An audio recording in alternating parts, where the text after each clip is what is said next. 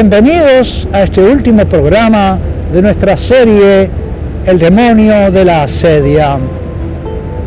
Quiero dedicar este programa con ustedes a meditar sobre lo que los últimos papas, en realidad los papas desde el siglo XIX en adelante, nos han venido hablando sobre la civilización del amor y ponerla en la clave, para comprenderla bien, en la clave de la revelación de nuestro Señor Jesucristo, como el vivir como hijos, vivir como el Hijo. El Papa León XIII, en tiempos en que la economía se había hecho muy inhumana, publicó la encíclica Rerum Novarum acerca de las cosas nuevas, defendiendo precisamente una economía más humana, una economía que tuviera en cuenta al ser humano y que no explotara al ser humano en beneficio de la pura ganancia, sin otra consideración que la ganancia. Una economía que se deshumanizaba. Y así los papas posteriores hablaron de la instauración de todas las cosas en Cristo, como era el lema de Pío X, que hablaba de instaurar las cosas en Cristo, de modo que las sociedades las invitaban a dejarse imbuir de estos principios cristianos y no se desanimaban por encontrar en los príncipes de este mundo, en los gobernantes de este mundo, una resistencia y una sordera para escuchar sus exhortaciones a abrirse a los principios cristianos para la construcción de la sociedad, para el gobierno de los pueblos.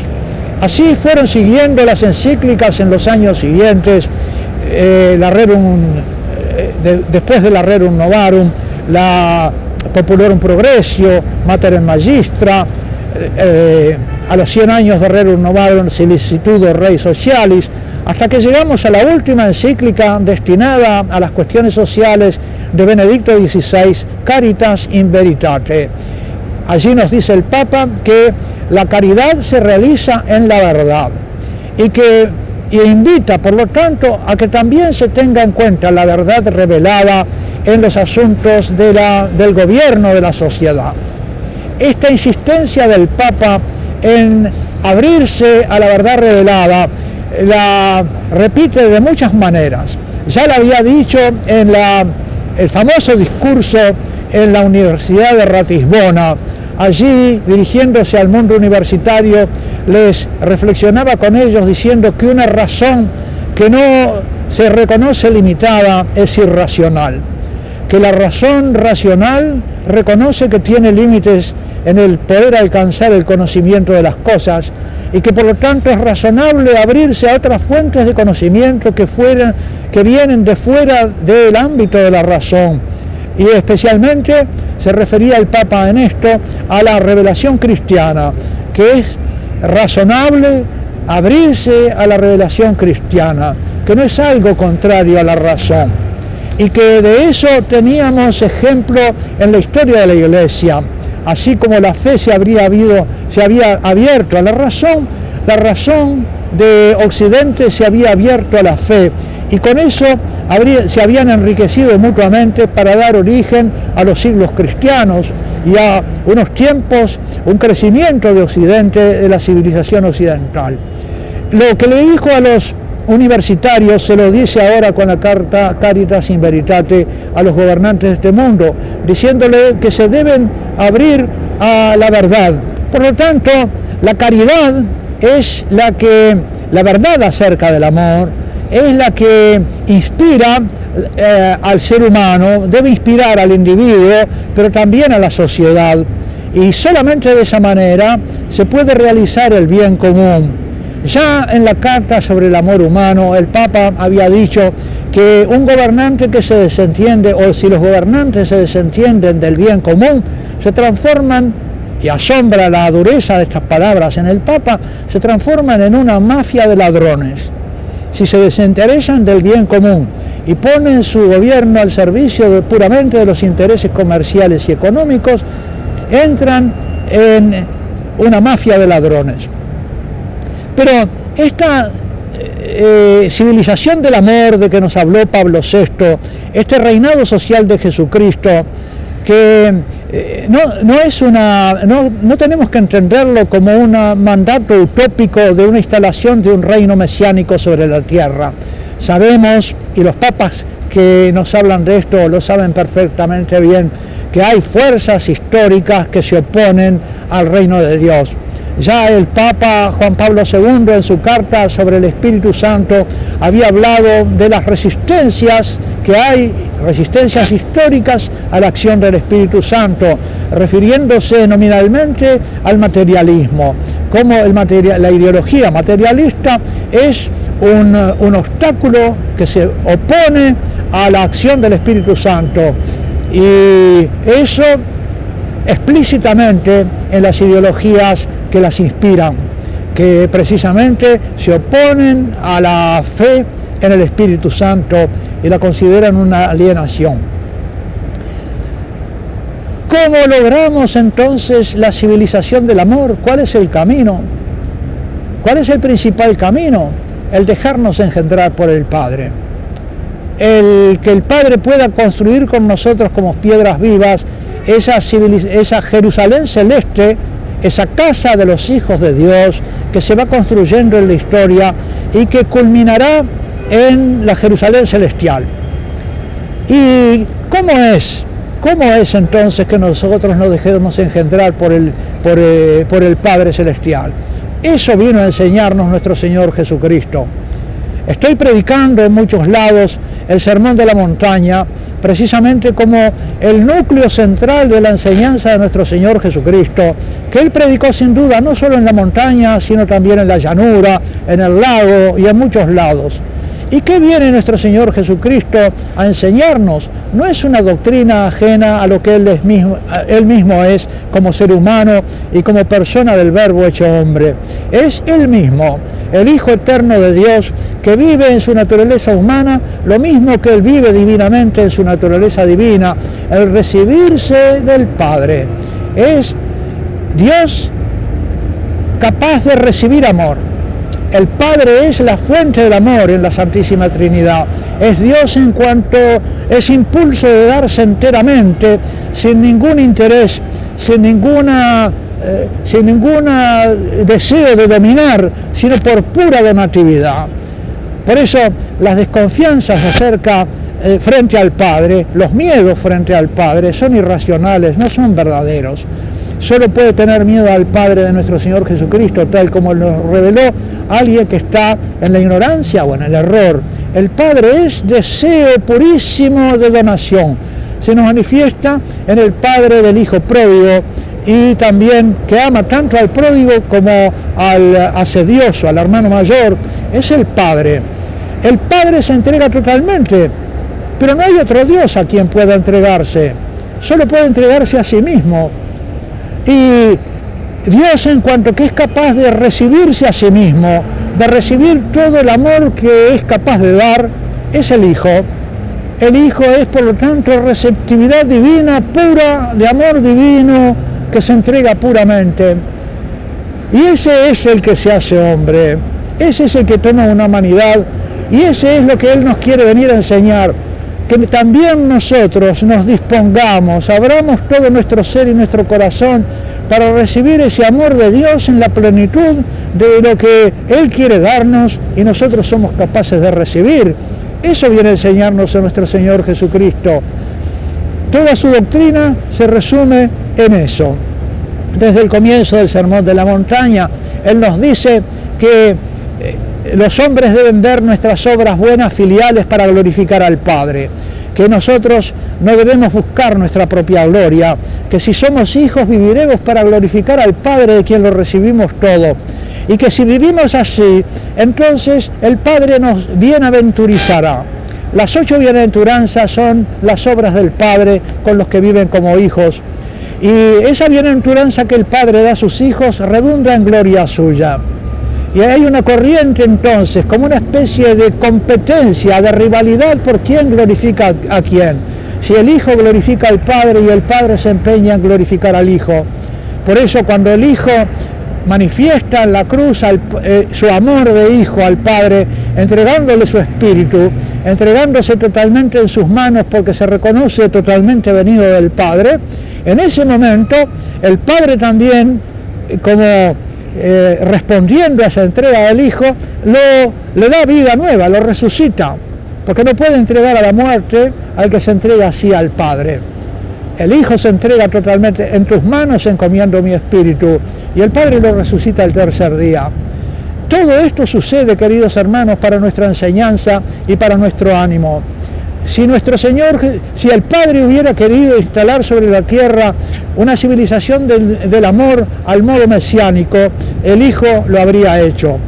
Pero no lo quiso hacer, para enseñarnos a nosotros que tampoco es esa nuestra tarea en la historia, que nuestra tarea es dejarnos engendrar por el Padre, y al Padre le corresponde decidir de qué manera nuestra docilidad le permite a Él actuar también alrededor nuestro, porque volcándose Él en nosotros, en sus obras y en sus palabras, será no nuestro plan, sino la voluntad divina y el plan divino el que obra a través de nosotros, obras que exceden nuestro conocimiento y nuestra capacidad.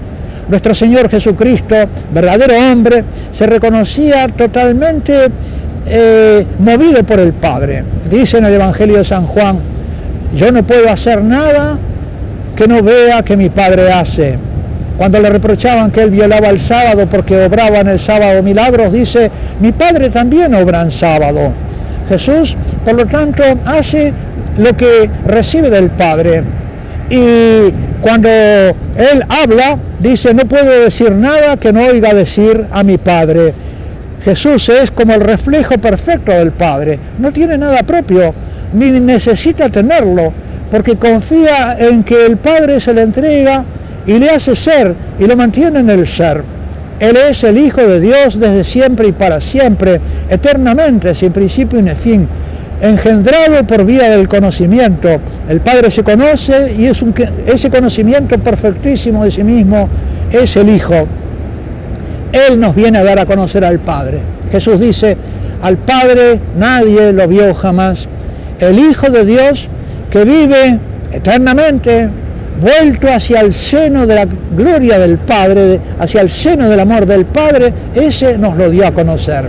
Él es el revelador del Padre, pero nos lo revela si lo seguimos en nosotros en el proceso de la generación. Dice en el capítulo 19, versículo 28, el Evangelio de San Mateo, una promesa de nuestro Señor Jesucristo: vosotros, los que me habéis seguido en la regeneración, en los últimos tiempos, cuando venga el Hijo del Hombre, os sentaréis también con el Hijo en 12 tronos. En este texto, en esta palabra de nuestro Señor Jesucristo, vemos cómo nuestro Señor Jesucristo no nos pide que lo sigamos como discípulos en una doctrina teórica, sino que lo sigamos como discípulos en un proceso de generación. Los que me habéis seguido en la regeneración. Nuestra vida cristiana es eso: dejarnos engendrar por el Padre, recibir la gracia, abrirnos a la gracia, ser dóciles a la gracia, quitar impedimentos, renunciar al pecado. Es lo que hacemos en el bautismo: renunciamos al pecado, al mundo, a Satanás, a sus pompas y sus obras. Quedamos así disponibles para que el Padre nos engendre. Es ese sacramento del bautismo que se nos concedió una vez al comienzo de nuestra vida cristiana. Es ese mismo sacramento el que tenemos que seguir viviendo a lo largo de nuestra existencia, quitando los impedimentos, renunciando a Satanás, a sus pompas y sus obras, renunciando al pecado, a la carne y al mundo, quitando obstáculos e impedimentos, dejando al Padre libre para que obre con su gracia, permitiéndole obrar en nosotros. El Padre no puede obrar en nosotros si nosotros no lo queremos, si le ponemos obstáculos con nuestra voluntad, si nuestra voluntad prefiere otra cosa a su gracia divina. Tenemos que poner nuestro deseo en Él. Y si estamos así conectados de corazón a corazón, con este vínculo amoroso a Dios Padre, entonces Él se vale de nosotros y nos hace luz del mundo, sal de la tierra. Para eso, nuestra justicia, dice el Señor, debe ser la justicia filial. Debe ser imitar la perfección del Padre. Sed perfectos como vuestro Padre Celestial es perfecto. misericordiosos como vuestro Padre Celestial es misericordioso. ¿Y cómo es perfecto y misericordioso? Como nuestro Señor Jesucristo. El que me ha visto a mí, ha visto al Padre. Y si nosotros, queridos hermanos, tenemos la bienaventuranza envidiable y que todos debemos anhelar y desear, el mayor bien que podemos soñar en nuestra vida terrena, si nosotros vivimos así, entonces el Padre irradia a través de nosotros, como irradió a través de su Hijo Jesucristo, en la medida de cada uno, colmados de la gracia. Evidentemente que los recipientes son distintos. Puede haber un vasito pequeño, pero estará lleno. Puede haber un vaso grande y estará lleno. Estaremos colmados de la gracia de Dios en la medida de su deseo, de su designio eterno sobre cada uno de nosotros, pero colmados plenamente y haciendo sobre la tierra lo que el Padre desea que hagamos. ¡Qué maravilla, queridos hermanos! Así se construye la civilización del amor. Así se va construyendo con piedras vivas y como un templo a la gloria de Dios Padre, con piedras vivas este templo celestial. Esta es la vocación que Jesús vino a traernos, la de vivir como hijos, vivir como el Hijo. Y en el Sermón de la Montaña nos va dando, como en 5 lecciones, las instrucciones para vivir como hijos. Vivir para la gloria del Padre y entonces seremos bienaventurados. No querer ser dueños de nosotros mismos ni de nuestro espíritu, sino ser pobres de espíritu y entregarle nuestro espíritu al Padre como Jesús se lo entregó. En una segunda lección, que nuestra justicia supere la de los escribas y fariseos, sin abolir la ley, porque Él no viene a abolirla, sino a darle cumplimiento, ya no como una ley a la cual se sirve a Dios en un servicio que puede ser de un servidor, pero todavía no es de hijo, no. Ahora es servir al Padre como hijo. Esa es la ley plena. Y por lo tanto, imitar al Padre, la perfección del Padre, ser perfectos como vuestro Padre Celestial es perfecto. Pero como eso no se puede imitar desde afuera, sino desde dentro de la vinculación amorosa con el Padre, se puede imitar solamente, más que una ley, es un permiso que se nos da. Podemos ser perfectos porque nuestro Padre, el que nos engendra, es perfecto, el que nos comunica la vida es perfecto. Y por eso, en la lección central del Sermón de la Montaña, nuestro Señor Jesucristo nos dice: pero ustedes no hagan su justicia de hijos, no obren su justicia de hijos de cara a los hombres, pensando lo que van a decir de ustedes los hombres, si los van a alabar, si los van a vituperar, si los van a aplaudir o los van a perseguir. No, ustedes vivan de cara al Padre. Nuestro Señor Jesucristo nos invita a que el tú principal de nuestra vida sea el Padre. Misteriosamente, paradójicamente, viviendo de cara al Padre es como iluminamos el mundo. Si nos ponemos a veces de cara al mundo, nos dominan las tinieblas del mundo y no pasa la luz de Dios a través de nosotros. Y por lo tanto nos dice nuestro Señor Jesucristo: cuando ustedes hagan misericordia, cuando den limosna, no anden buscando que los hombres vean su bondad. Ustedes ocúltense al hacer misericordia y el Padre les enseñará a ser misericordiosos como Él lo es, porque su misericordia tiene necesidad de purificación. Su misericordia, si no es la misericordia de los hijos, va a ser la misericordia de los hombres pecadores, heridos por el pecado original, que siempre va inficionada de alguna mezcla de propio interés o de temor por sí mismo al ver la debilidad de aquel que quiere ayudar. A veces puede uno tener tal terror a los pobres que quiera que los pobres no existan. O también puede suceder que hacemos una misericordia con unos siendo injustos con otros, que le quitamos a uno lo que le estamos dando al otro.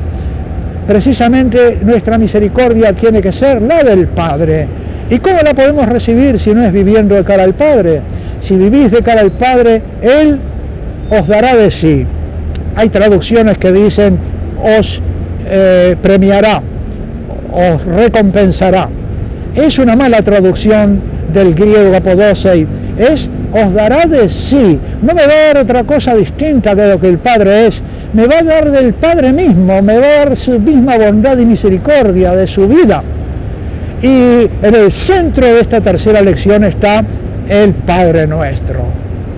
en el Padre Nuestro, que es el corazón del Sermón de la Montaña, nuestro Señor Jesucristo, después de habernos hablado acerca del Padre, nos pone directamente ahora a hablar con el Padre.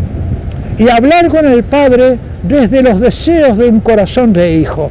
El Padre Nuestro quiere enseñarnos deseos de hijo para poderlos expresar al Padre. Tenemos que recibir del Padre también lo que deseamos.